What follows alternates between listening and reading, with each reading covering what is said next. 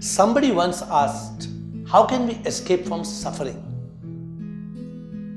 It's possible.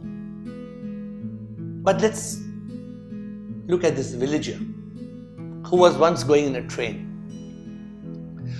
So the villager was allowed some 30 kgs, but he had 40 kgs. He had one bag of 30 kgs and he had another food bag of 10 kgs. So what to do? He got into the train and he kept 30 kg bag on the train because he's allowed 30 kgs. And he saw he has another 10 kg. He took it and kept it on his head because it's not in the train, it's on the head. The ticket collector comes and he asks him, what's happening? Why are you keeping a bag on your head? He said, I'm an honest man. I'm allowed 30 kgs. This is my 30 kgs. 10 kg I'm excess. So I'm putting on my head. The ticket collector laughed. He said, the 10 kg, whether you put it on your head or you put it on the train is carrying the entire weight. So you have to pay for it. But this villager was very upset. He said, I'm putting on my head. Why should I pay? He couldn't understand that after all, that weight which was on his head was also still on the train. So we sometimes suffer because we don't realize who suffers. We suffer because we relate ourselves to be the body. When we realize we are not the body, then the body suffers. We feel the body suffers, but we don't suffer. We distance ourselves from the suffering. It's not very easy, but it's possible.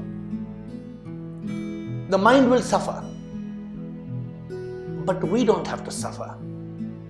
When the mind is worrying, we should distance ourselves from the mind.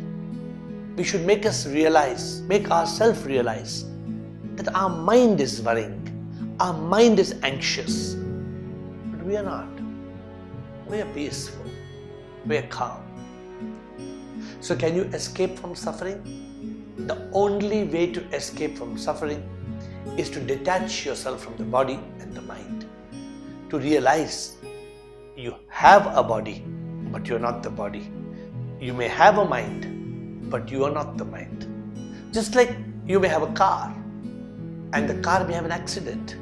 You may be inside the car is smashed.